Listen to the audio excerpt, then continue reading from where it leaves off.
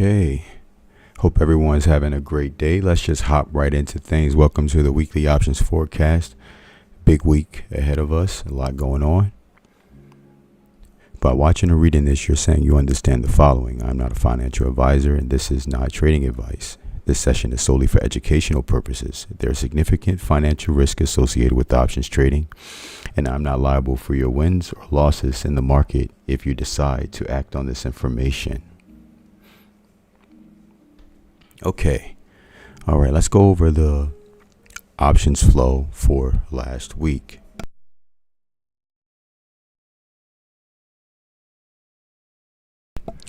Okay, so Friday, the top call options flow went into Palantir, followed by gold, silver, EEM, and Dell.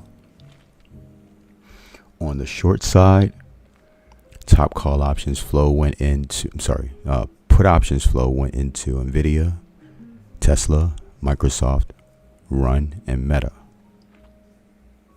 Let me just make a note.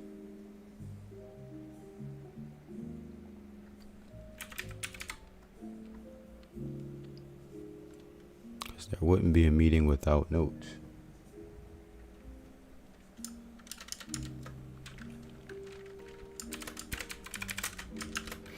All right, the top weekly call options flow went into Palantir, TSM, Netflix, MU, and Crowd. On the short side, the put side, Microsoft, Amazon, Meta, Gold, Google, and Tesla.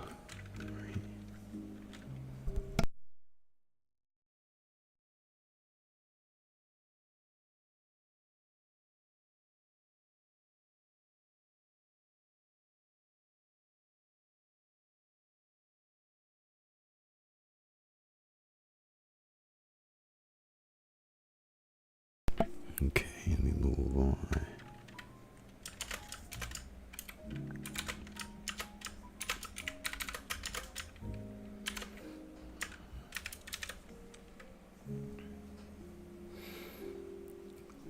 Okay, so I haven't done profit. Okay, these are just, as I hate to just skip through slides. These are just all of our monthly profits since I started tracking these on the meetings. This was all of last year. You know, we killed like every month of last year. And for January, we had a slow month. $2,300 was the total profit. And again, these profits are net profits based on just purchasing one contract per trade alert. So net profits means that it includes the losses. When you subtract the losses from the wins, this is what you come up with. So, still got 1,000% ROI on our monthly subscription and more on the other. For this month, another slow month, but still took out the profits for last month. For this month, cleared 3,100. It was $1,200, or still 1,000% ROI on the $250 membership, and almost a 2,000% ROI on the standard membership. Now, I'm speaking low because I still I'm trying not to lose my voice on here, so just bear with me. All right, market talk. All right, there's a lot going on in the market. Everyone knows what's going on with Iran and Israel and the U.S. right now, and how those things can impact the market. It all depends, honestly. Sometimes, well, we were ahead of the curve on Friday, so we swung into the weekend. So we have some exposure into the weekend, but typically when stuff like this happens, it's cleared up or in at least a stable position situation, I guess, before the markets open. And the Asian futures open tonight, but I'm not really sure how the market's going to react. So far, we've seen Bitcoin gave us some indication. We've gotten the initial news when that hit, it came down, but then they started buying the dip on it. but we just really have to see, because it's Bitcoin is just one indication, and everyone doesn't own Bitcoin, and it's just pretty heavy in the market now and on a lot of balance sheets. So that's why I'm mentioning it. But I just want to say that, there are different sectors in the stock market. So different sectors react to news differently. There are some sectors that will react positively from the news and others will not. So we'll just have to wait and see how things go. On Friday, the VIX closed around just under 20. So the VIX is slightly elevated. It's not as elevated as it was, earlier in the week. Well, I'll say on the 27th, when the 27th was, so on the 27th, we had an elevated VIX. I mean, it was starting to move up. It got all the way up to like 22, but then it started to cool off a little bit heading into the close. The VIX doesn't move over the weekend, so even in we won't see anything until tomorrow morning how the VIX is behaving. The VIX is a fear gauge for those who don't know, and it tracks fear in the market. So we'll see how the market handles it. So in terms of what I will say now, every situation that we've had, whether regardless of the only situations that really had a major impact on the market was tariff related or inflation related. The war stuff pretty much gets absorbed by the market. We will see, like I said, there are different sectors. So we'll just, I always tell my team, we'll follow the price action and see what happens. But I don't foresee. Now, the market was already starting to cool off a little bit anyhow. I'm going to show you what, with SPY and everything else looks like shortly. But I'm not going to talk too much about this. We'll just have to wait and see. That's my thesis for now.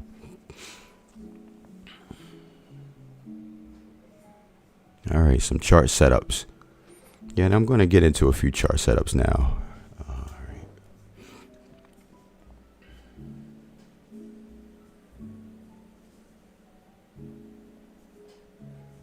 All right. So in terms of chart setups, I'm going to start with SPY.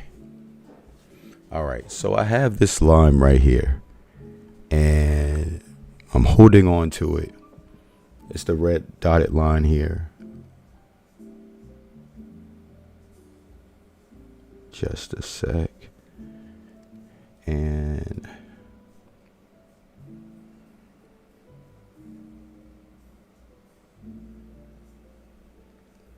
so yeah, just the red line that I have right here.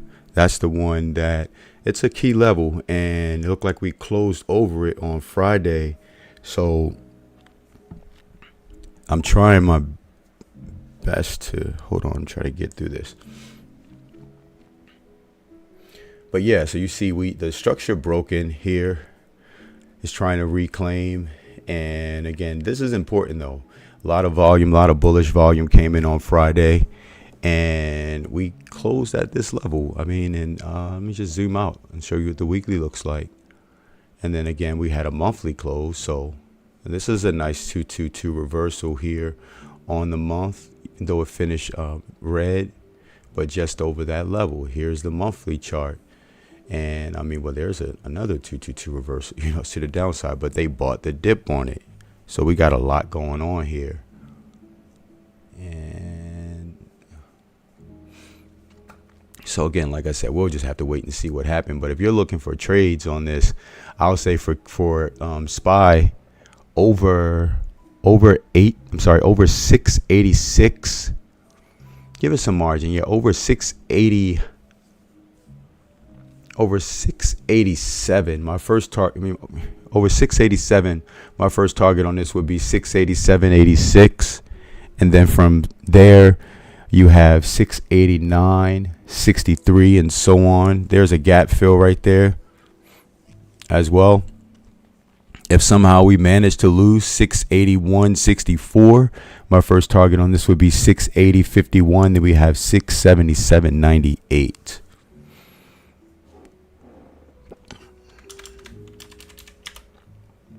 Some people prefer QQQ, which is a smoother trade because it has less sectors in it that is tracking, more tech heavy here. We can ignore and act like this isn't a bearish flag, but it's really hard to ignore.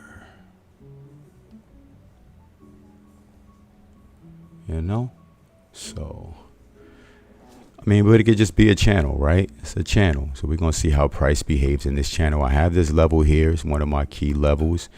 And we close just under this level.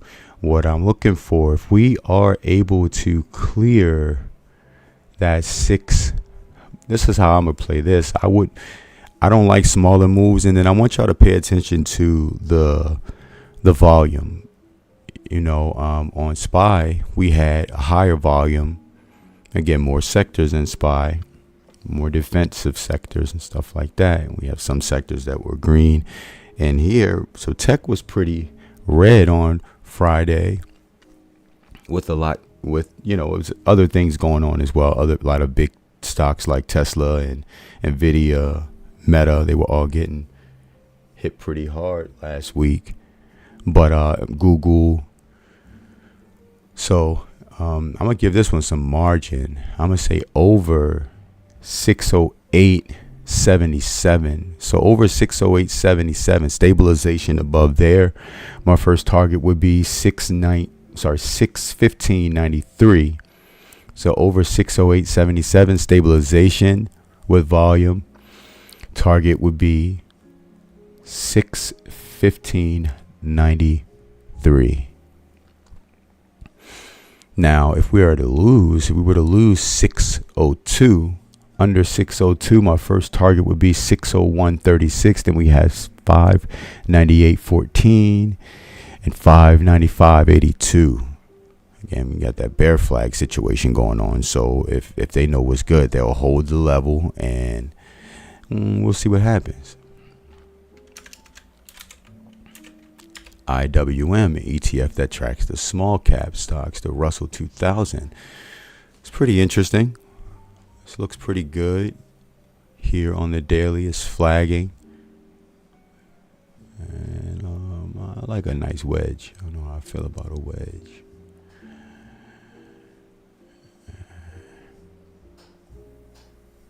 A lot going on this chart. Price came down, price holding here. Yeah, I mean, I like the bounce that we got here, a little small bounce. We'll be watching it to see how it moves. Look like a little hammer here and again, it was bearish volume that came in, and they still were able to sustain somewhat after a huge gap down.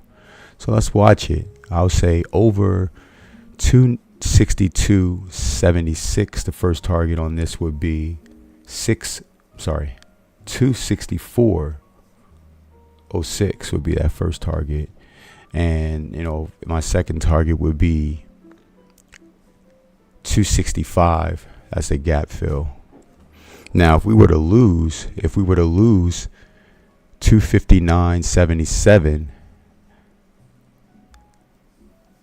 Yeah, we lose 259.77. My first target on this would be 257.44. But that would be a level it must hold, or we get a little catastrophic on that. Nice, huge move down on IWM. So keep an eye on the small caps.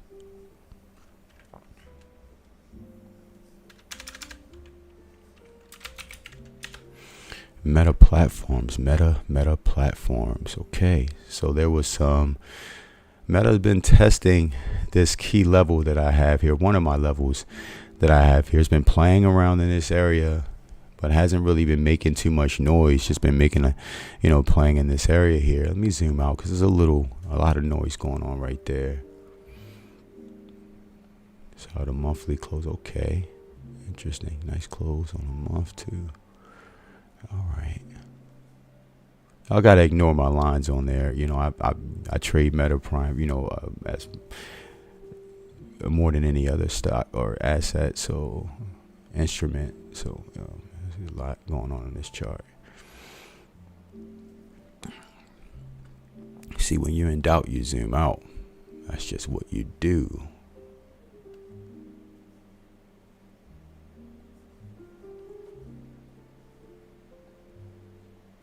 All right, cool. So yeah, Meta's playing around in this area here. We're going to see how price moves because, again, it's doing its best to hold this area. I'll say over.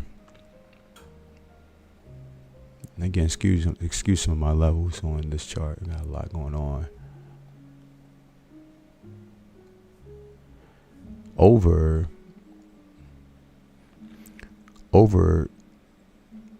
650. We're going to give that some margin. Over 650. My first target on this one would be, and I'm sorry, over 651, over 651.06, over 651.06. My first target on this is 657, and then we got 662.37. Again, just because you have multiple price targets on here, doesn't mean that price is going to reach that other price target. I always tell my team one traffic light at a time. So, just because you see two lights, if only one is green, that means you stop. You know what I mean? If you're not sure what you're looking for a continuation, and take your profit, stay in the kiddie pool. So yeah, it doesn't mean it's going to reach that other target. It doesn't mean that it's, that there are signs you're looking for when things like that happen. So just don't always, a lot of people won't take their profit. They want to just hold, and I want my money. And yeah. So yeah, that's the target on Meta. If it was to lose 638.12. Now I'm gonna say if it was to lose 637.91, and then my first target on this would be 630.96. But yeah, keep Meta on watch. It's been playing in this area. I like when Meta starts to consolidate in one place for a while, because then we get those bigger moves. So keep Meta on watch. Cool volume came in on Friday too.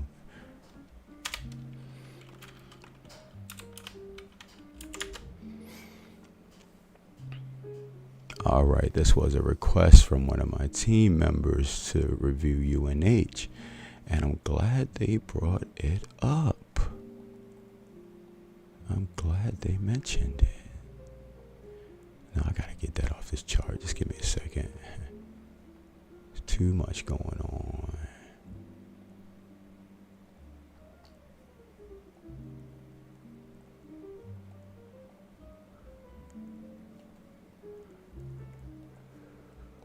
So yeah, this is a really good chart here on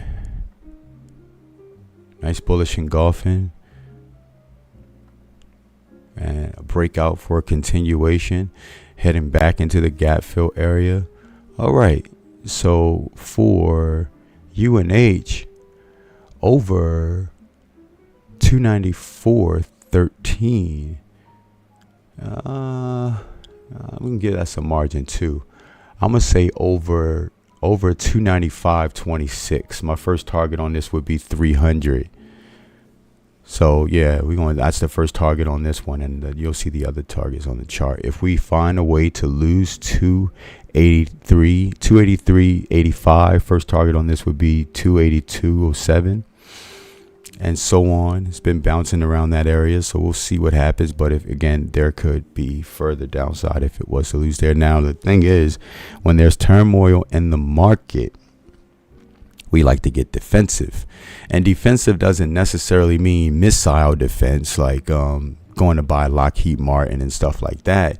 I mean, you get defensive in terms of your money, meaning if there's a war, people are still going to go to Walmart. If there's a war, people are still going to go buy Colgate. If there's a war, people are still going to go buy gas. If there's a war, people are still going to need electricity. You know what I'm saying? So if there's a war, people still need healthcare. So, that's why these stocks and sectors are considered defensive. So this is something good to watch and keep an eye on. So we will be keeping an eye on UNH. This is a great chart. Shout out to Raj for mentioning this one. Goldman Sachs, one of my favorites. Ooh, interesting move down. J-Rock brought this up on Friday. And this is one of our stocks that we trade a lot here. I missed this move. This is a violent move down to a key level. So we'll see what happens if we get a continuation on this. Interesting way to end the month. But you see when you, oh, shit. Nice 222 reversal here. Okay, we'll see what happens. Giving it some margin. You're looking at this weekly chart, and I just showed you the monthly. We'll see how price behaves here. This is a very interesting chart here for you. For Goldman Sachs. And let me see if I can bring it up. This Goldman Sachs will give you a big move. I just like how we finish down here at this level. I stuff like that always matters to me. You know what I mean? Always matters to me. So we'll see if we get a bounce here. We get some relief. And this is a pretty big mover, as you can see. Even if it doesn't close in certain areas, you know, it's a lot of volatility. All right, so see this one, you got to play it differently. All right, so if we were to lose 854, if we lose 854, most likely we're gonna make a huge move down to 833. So I just think we're gonna make a huge move down. There's no recourse really before we get there. So I just think that we make a huge drop down if that does happen. I'm thinking we bounce. See, so you would have to wait a long time for a real call signal on this. So I'll be watching for a bounce here, and then you could take your chances and play calls from there. But you have to be able to read the price action and look for a setup on a lower time frame. But yeah, keep Goldman Sachs on watch.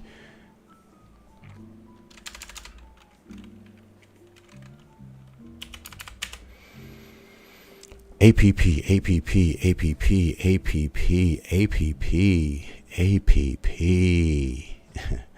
All right, so we got AppLovin here, and look like we're getting some traction on the stock. I like a nice pivot on a stock, and so yeah, that's what this one is doing, and I like what I'm seeing. Lower volume on Friday, but still green.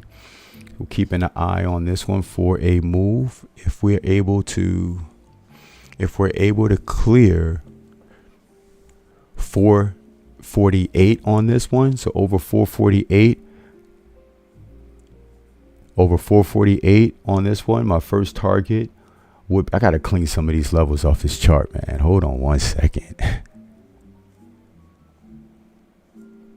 I know why I have some of them on there, but it's just too much going on. Yeah, so like I was saying, over 448. My first target on this one would be 457.73 and so on. I like a nice breakout with the reversal. I like a reversal on a stock with a wedge break. I love a falling wedge breakout. So we're going to keep a watch on this one for momentum, because when it goes, it goes. So again, keep it on watch. I like it. Now, of course, because we're options traders, we're not just we're not going to force a move. We're going to follow whatever the price action gives us, right?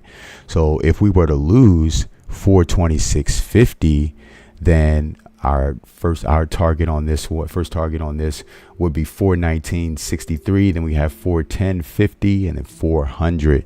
But again, keep AppLovin on watch. Nice one.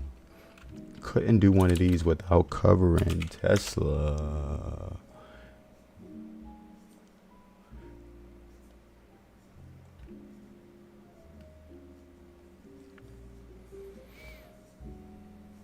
Okay, structure broke on this, so I'm going to go ahead and remove this. First time I looked at Tesla chart this weekend, so I haven't prepped anything on it.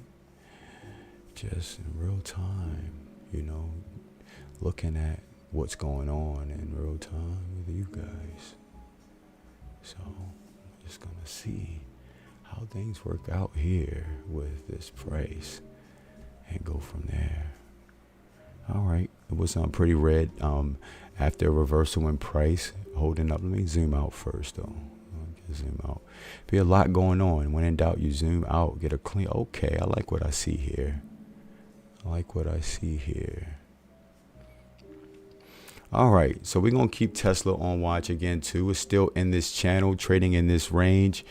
And if you're looking to trade calls, I will wait till it clear 407.12, over 407.12. Then, honestly, though, I'm different. I'm a different type of trader. I don't like small moves. It's like, why would I want to rob a bank just to get $3 or just to get $30,000? You know what I'm saying? It's not worth the risk of being, unalived, whatever they're saying, for you to. It's not worth the risk. It's got to be a nice risk to reward ratio. So I'm going to say I need Tesla over 410. I need Tesla over 410 for me for calls. So over stabilization over 410, and my first target is 419.73. Because then we can start working that breakout area there, and then we got 424.32 and so on. So we'll be watching that for volume and stabilization, but over 410, not touching it before then for calls. Now, under 398, my first target on Tesla under 398 would be 390.34. I can keep Tesla on watch. All right. Now, hit gold quickly. This is what gold looks like right now. I'm not going to really call it too choppy.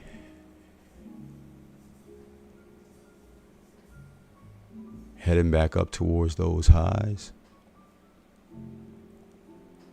So we got going on for gold right now. I'm going to exclude that high.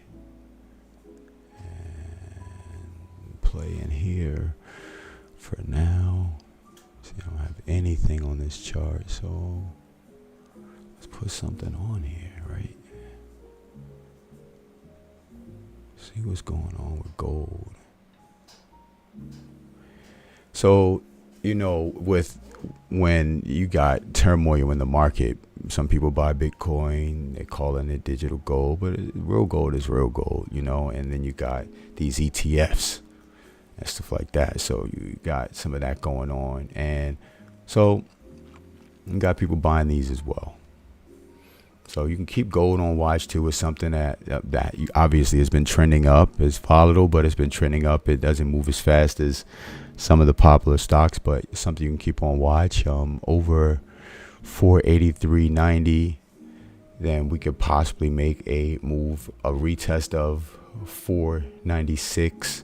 And then we got the high up there at 509.70. Now, if we lose 479, first target on this would be at 469. Now, of course, obviously, you can play the ranges on this too. Actually, I would say the first target to the downside on this would be 477.48, which would be a gap fill. So if we lose that 479, then that 477.48 would be the first target. And again, couldn't do one of these, I guess, without covering gold. All right, so now let me go ahead and hit our economic data. All right, so Tuesday we have Williams coming out. Williams is pretty chill, so we don't have to worry about. I'm not sure what Williams is going to talk about, but we have too many Fed speakers. And Williams is speaking at 9:55. See, those 9:55 a.m. Fed speakers can be tricky because they're right before that 10 a.m. pivot. So you still got to keep them on watch. Kashkari is known to be a volatile Fed speaker. You don't know what to expect from volatility. And he's speaking Tuesday at 11:45 a.m. So just pay attention, because some people be in trades, don't know why the market's moving and why you're getting put in the blender, and you think it's manipulation whole time. Kashkari is speaking, so just keep a watch out for Kashkari. Friday at 1:30 p.m. we got Hammock speaking. As far as economic data goes, we have ISM manufacturing PMI Monday. We have ADP non-farm payrolls Wednesday. We have ISM services PMI Wednesday, jobless claims. And then we got the real big jobs report on Friday. And we got retail sales data on Friday. So it's a pretty eventful week we have in the market.